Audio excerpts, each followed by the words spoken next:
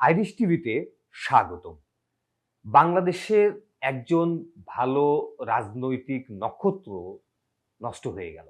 একজন ভালো রাজনীতিবিদ আর ভালো রাজনৈতিক চক্রান্তকারী দুটো ভিন্ন জিনিস।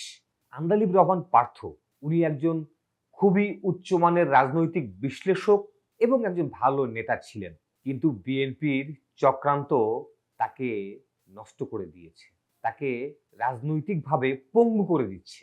আজকে বিএনপি আন্দালিব রহমান পার্থকে সাইড লাইনে বসিয়ে রেখে তার যে সঠিক মূল্যায়ন সেটা করে তো নি, বরঞ্চ তার কর্মক্ষমতাকে কমিয়ে দিয়েছে, তার রাজনৈতিক চিন্তা চেতনাকে বদ্ধ করে দিয়েছে।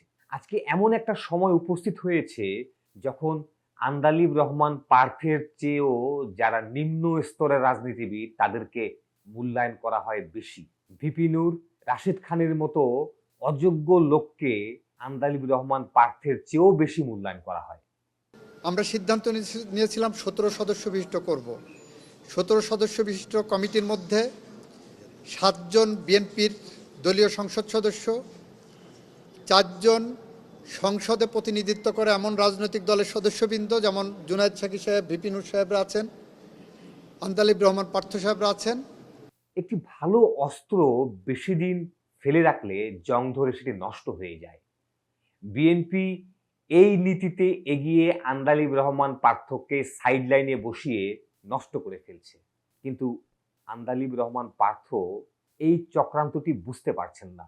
আজকে তিনি অন্যের অনুগ্রহের জন্য অপেক্ষা করেন। আজকে তিনি অপেক্ষা করেন কখন তাকে সেই সুযোগ দেয়া হবে যে তিনি মানুষের কথা বলবেন।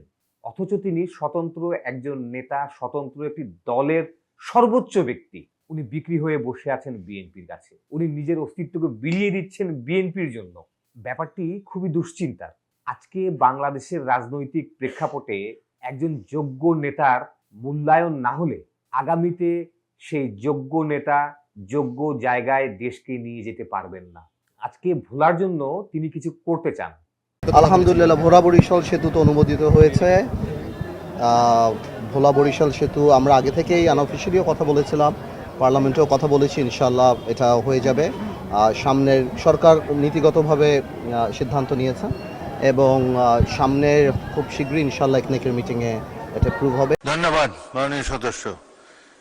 আপনি অনেক ক্ষেত্রে বলেছেন বাজেট নাই, ভোলা বরিশাল সেতু তো বাজেট নাই, কিন্তু রাজনৈতিক চক্রান্তের বিশ্লেষণে তিনি হেরে যাচ্ছেন, এটা তিনি বুঝতে পারছেন না।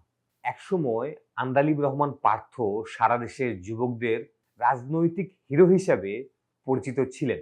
আজকে তিনি অন্যের অনুগ্রহের গোলামে রূপান্তর হয়েছেন। ব্যাপারটি বাংলাদেশের রাজনীতির জন্য খুবই দুশ্চিন্তার। আপনাদের কি মতামত?